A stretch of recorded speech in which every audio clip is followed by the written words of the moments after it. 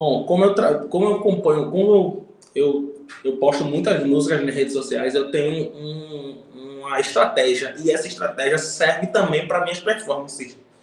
Geralmente, as músicas mais tocadas nos eventos, grandes eventos, são músicas que a estrofe repete na primeira e na segunda parte, depois do refrão. Então, assim, o que eu estudo? Primeiro, tem uma coisa chamada mote. Mote é o assunto de mais interesse da música, o assunto principal que está sendo discutido na música. Então, vamos supor, as músicas de Pablo. Desculpa aí, aquele agudo bem fino. Pablo, ele, todas as músicas, a grande maioria das suas músicas fala de descontento amoroso, fala de decepções amorosas. Então, esse é o assunto principal da música.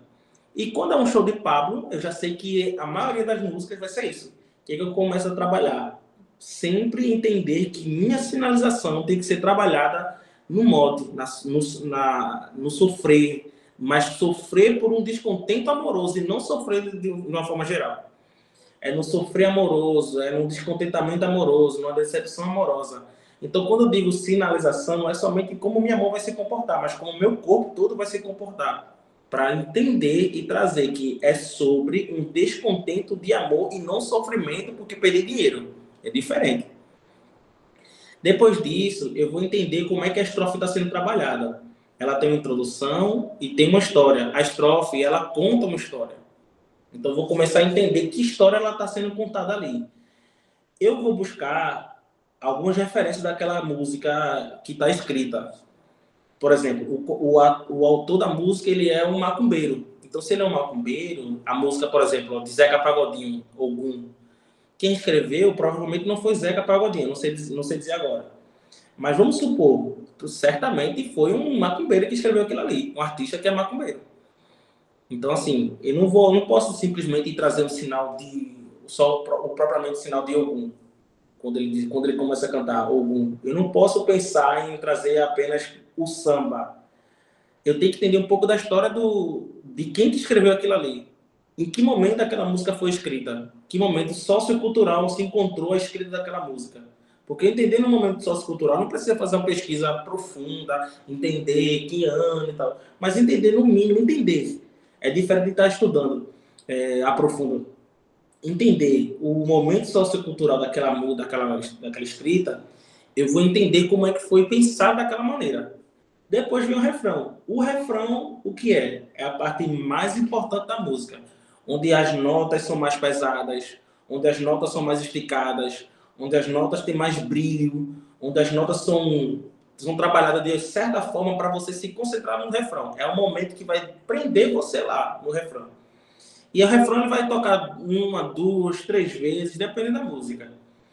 Então, assim, quando vem o refrão, eu também tenho que pensar numa sinalização que eu vou prender quem está assistindo. Eu vou prender quem está assistindo, eu vou dar uma importância a mais no refrão, trazer tudo mais para o refrão. As notas vocais, elas são elevadas, as notas dos instrumentos, elas são elevadas também. Então, assim, eu também devo me concentrar dessa forma. Depois que eu faço todo esse estudo, aí eu vou começar a fazer a minha composição. Aí a minha composição, como ela segue? Eu sigo a lógica da contagem de ritmo em andamento. O que acontece? A gente tem o tempo, o compasso de 4x4, 8 tempos. 4x4 tempos. Cada tempo desse, eu posso brincar com mínima, semínima, breve, semibreve, coxia, semicoxia, sextina, tercina. Vamos supor que num tempo de quatro, um compasso de 4 tempos, eu aqui vou utilizar 2 sinais. Aqui eu vou utilizar um sinal. No tempo 3, 2 sinais. No tempo 4, um sinal. Como é que fica o movimento? 2, 3, 4. Se eu mudar as figuras, se eu trocar isso para cá, 2, 3, 4. Se eu colocar uma breve em 4 tempos, que é breve, ela é uma nota em 4 tempos, 1, 2, 3, 4, 5, 6, 7, 8.